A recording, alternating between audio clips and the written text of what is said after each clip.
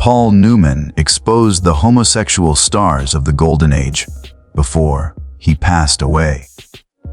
The stars of Hollywood's Golden Age enchanted audiences with their on-screen antics, but behind the studio, manufactured masks, their real lives remained a mystery. Legendary actor Paul Newman changed the way Hollywood history is remembered by keeping secrets about his famous colleagues with him to his grave.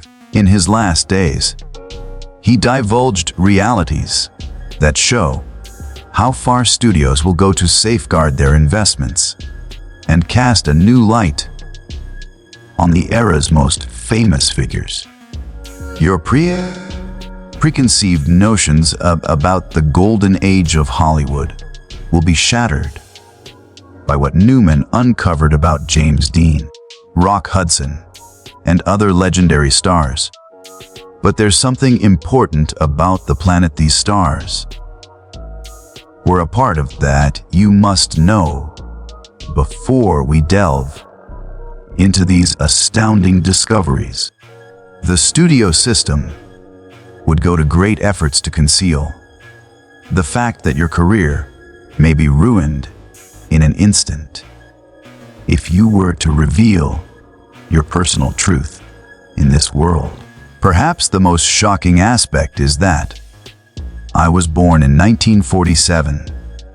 The Second World War was over. Hollywood was cranking out movies at a rate never seen before as the United States embraced wealth. However, a more sinister truth lay hidden beneath the surface of Tinseltown. In a world where being authentic may lead to the end of one's career in an industry where studios dictated every detail of a star's life, what the big studios ran was, in reality, a jail in a paradise setting. They had a say on where you could dine, who you could marry, and who you could be seen with. Actors whose sexual orientations didn't conform to the norm in the United States had to resort to complex double lives. Studios that featured prominent names like Louis B. A climate of terror was fostered by the mayor of MGM and Jack Warner of Warner Brothers. These influential individuals have fixers on staff whose only responsibility was to prevent scandals from making headlines. The most infamous of these was Eddie Manx at MGM, who orchestrated sham marriages, bribed would-be blackmailers, and ensured that nothing came out of the back room. The studio system was starting to break apart when Paul Newman joined it in the 1950s, but it still had almost complete control over people's lives. Newman, a leading man with piercing blue eyes and an irresistible magnetism, gained access to the industry's most secretive practices. Newman outlived many of his contemporaries in Hollywood, allowing him to witness a new era when the truth about these stars started to surface. According to his closest associates, Newman contemplated the impact these secrets had on some of the most talented people he had ever met in his last days. It wasn't simply that they had to keep it a secret. Newman allegedly told a close friend, soon before he passed away in 2008, the fact that everyone was aware of it, yet chose to ignore it was the true tragedy. Something happens to a person's spirit when a group lies to one other like that. The revelations made public by Newman on 6 of Hollywood's most beloved male actors would put an end to decades industry rumors. There was more to it than that. These were the real life stories of guys who, for professional or personal reasons, had to suppress their true selves to really appreciate how risky it was to be unique during Hollywood's golden age. It's necessary to grasp the magnitude of Newman's shocking revelations. Being out as gay meant more than just a scandal. Arrest, incarceration, and total ruin for one's career are all possibilities. How did the studio decide? Produce elaborate heterosexual identities for their precious stars, with arranged weddings, paid female companions for public appearances, and a press that was either involved or totally deceived by the act. Millions of admirers never suspected their film idols were being completely dishonest. And first among these heroes is a guy whose public persona came to represent strong, independent American manhood. However, behind closed doors, he was a man whose life was dramatically different. He played a pivotal role in the fight to liberate Europe and humanity from the Nazi menace. Rock Hudson, was it? The grand illusion of Hollywood. The United States was stunned in 1985 when Rock Hudson passed away from problems related to AIDS. This man-child, this swoon-worthy romantic hero. How could he have been gay? The solution is tragically simple. Simply put, his whole public character was an elaborate ruse to conceal his true identity. The issue involving Rock Hudson was widely known among Hollywood insiders, as stated by Paul Newman in private chats near the end of his life. Rock endured the brunt of the pain. According to rumors, Newman claimed everyone in the industry knew, but the deception had to be maintained at all costs because he was Universal's biggest money-maker. Henry Wilson, Hudson's agent, was known for promoting dashing young men and keeping a close eye on their individual lives. After 3 short years of marriage, which supposedly Wilson orchestrated for Hudson, the actor finally put an end to sexuality accusations by wedlocking him to his secretary, Phyllis Gates, in 1955. The fact that the general population believed the narrative to be true made Hudson's tale all the more tragic. American women dreamt about this towering, good-looking leading man who co-starred with Doris Day in classic romantic comedies. They had no idea that Hudson was leading a completely different life away from the camera. In his account, Newman detailed his own observation of Hudson's battle. Reportedly, he confessed in someone that there was usually tension during industry events. Everyone in the room understood it was a theater performance when Rock would show up with whichever female partner the studio had chosen. His exhaustion from performing nonstop, even when the cameras weren't rolling, was palpable. Hudson was finding it harder and harder to keep up this facade. He ventured beyond of his comfort zone, often visiting seedy dive bars where he could temporarily let his guard down. A great deal of risk was involved in these genuine situations. His career may have been cut short in an instant if exposed. Hudson concealed his AIDS diagnosis for as long as he could after receiving it in 1984. his decades. Long story started to fall apart after his haggard appearance on Dynasty triggered speculations. After his untimely demise in 1985, the United States was compelled to make peace with the idealized version of Hudson that they had held in high regard. Everything shifted once Rock passed away.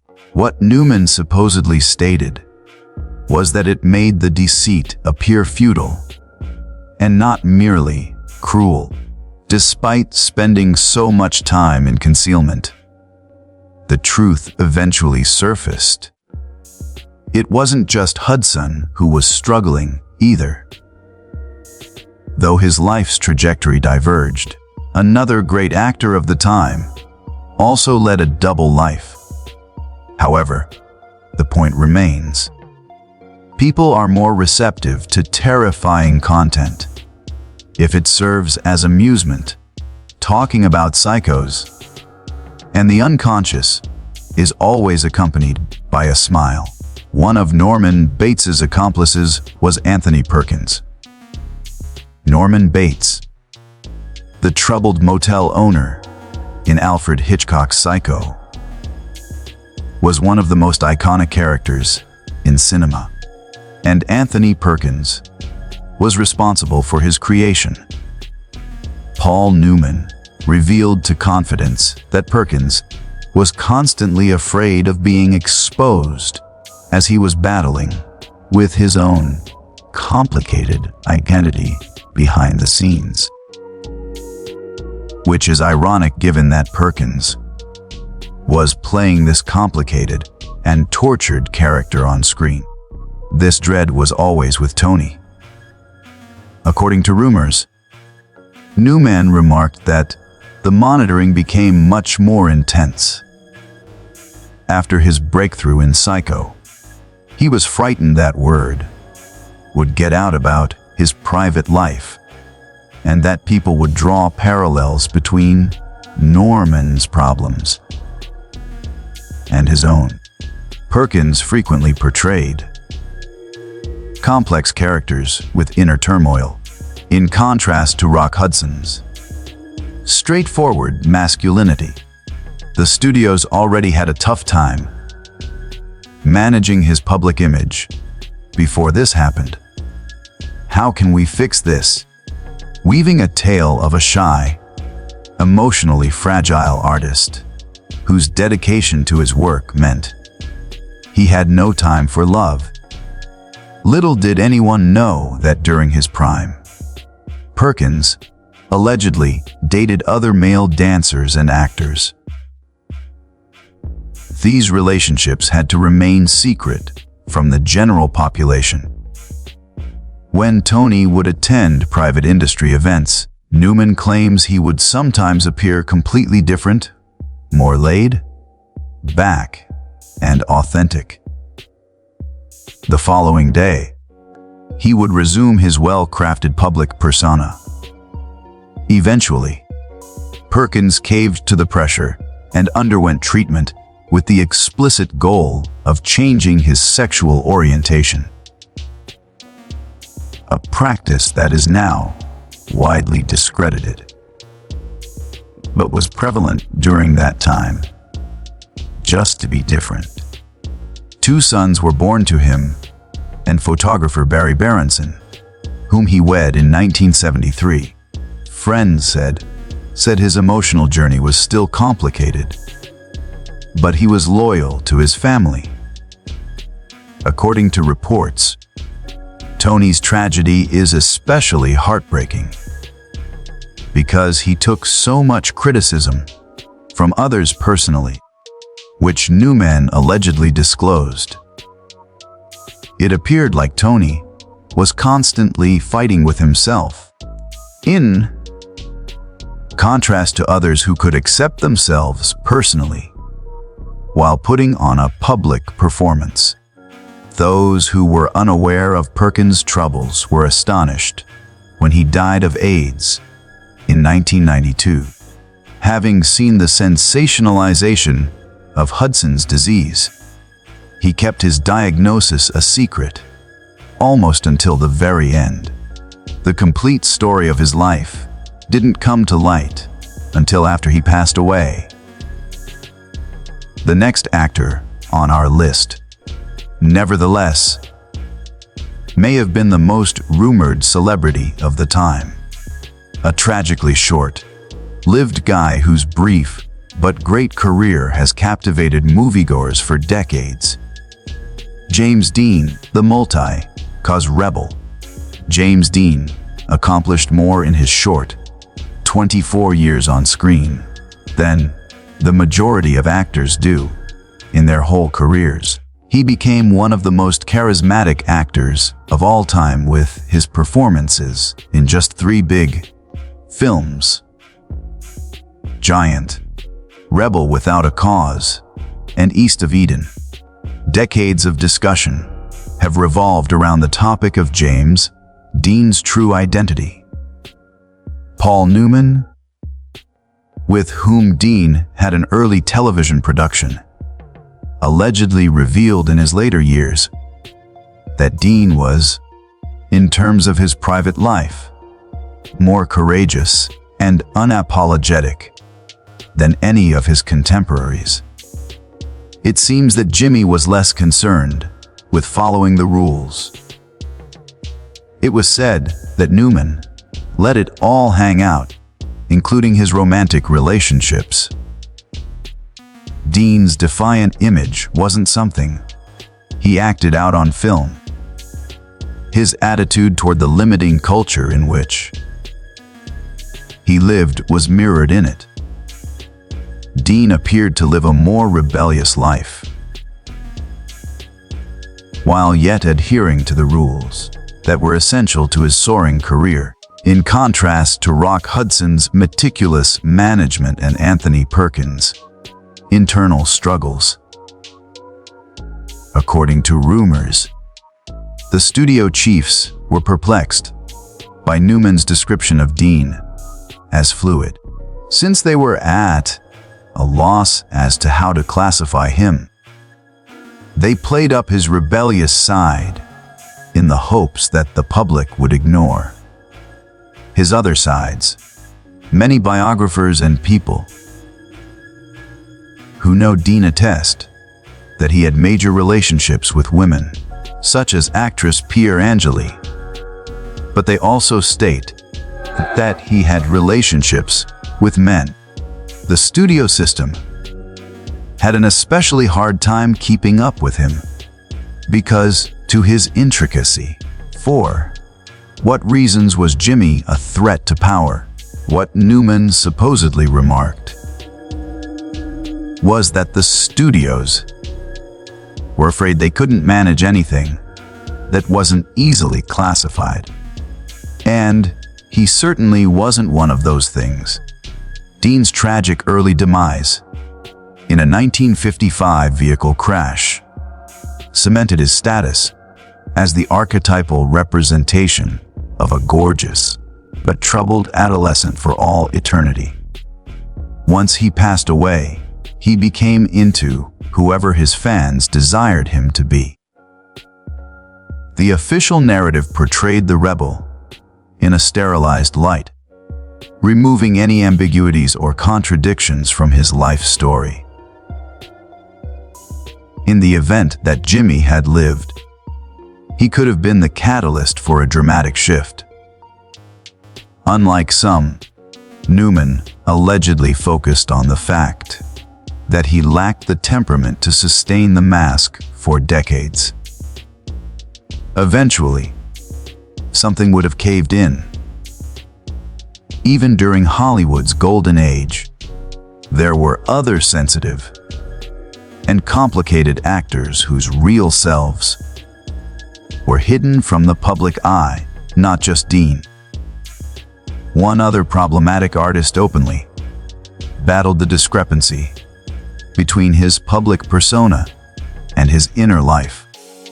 The rumor mill is rife with speculation that you and Angela are preparing to tie the knot. In this situation, I am unsure about my stance. You are too unfamiliar to me.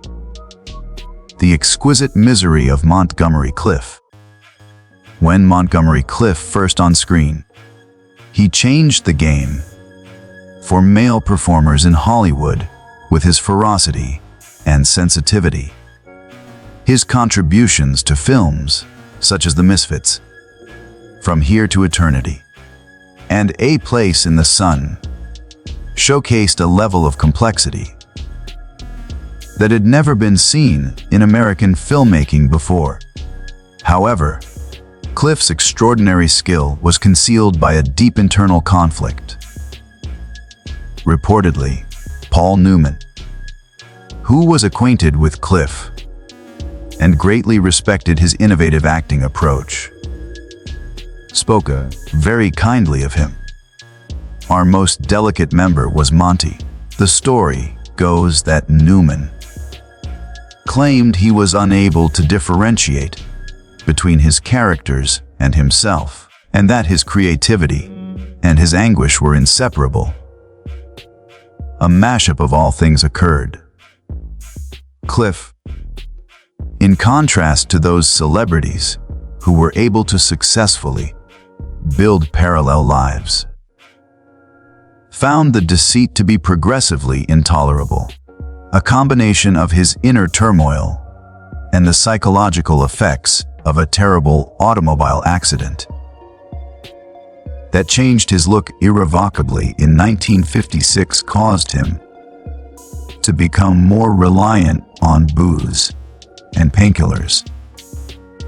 The fact that Monty had to conceal his identity wasn't the only tragedy. According to Newman's reflection, the fact that he was so unfiltered and genuine in his work made concealing impossible. He was ripped to shreds by the inconsistency. While Clift's relationships with males were kept secret from the public eye, more openly accepted within Hollywood circles than by many of his colleagues. One of the few places he felt comfortable being himself was in his friendship with Elizabeth Taylor, in her many ways ahead of her time. Taylor fully accepted Clift and fiercely protected him. Elizabeth had an insight into Monty that few others had. In an industry where he found so little support, Newman supposedly said, she provided him with a safe haven. They were more than just friends or lovers. Their bond was deeper. They each saw the value in the other. His capacity to keep up the required public persona declined as Clift's personal problems became more severe. Studios were hesitant to collaborate with him as time went on. He was having trouble keeping his public character in check within the constraints of his time, and it wasn't only related to his health and dependability.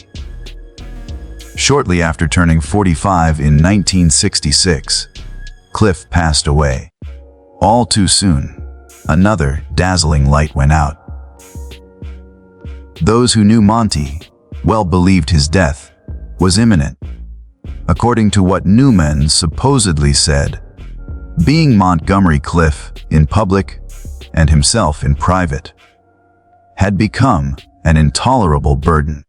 While Clift's battle was front and center for industry insiders, other vintage stars navigated their own routes through the murky waters of fame while keeping secrets. When you feel down, do you ever have episodes of sadness? I'm not happy at the moment. Yeah, I see. This is Tab Hunter, the patriotic young man. Tab Hunter personified the 1950s Hollywood ideal of the straight-laced patriotic American. Hunter became a teen idol thanks to his good looks, athleticism, and blonde hair. He appeared in scores of films that played on his wholesome appeal. The public's perception, however, was an artfully constructed illusion, as it was for many other celebrities of the time. Paul Newman supposedly revealed this information years later, and it seems that Tab's condition was better and worse than others. On the one hand, he felt further responsibility to uphold his image, which was so forcefully all-American. However, because to his high monetary value, Jack Warner personally shielded him. In fact, Warner allegedly struck a deal to swap one scandal for another in order to safeguard his investment in Hunter's career. When the Scandal magazine Confidential third exposed Hunter's attendance at a limp-wristed pajama party, their offensive terminology instead. An offensive terminology instead.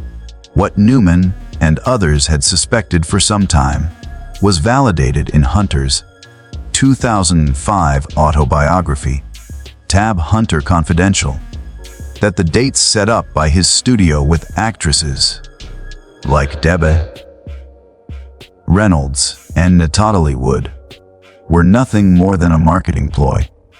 In the background, Hunter was seeing Anthony Perkins, an actor, and later had a long-term collaboration with Alan Glazer, a producer.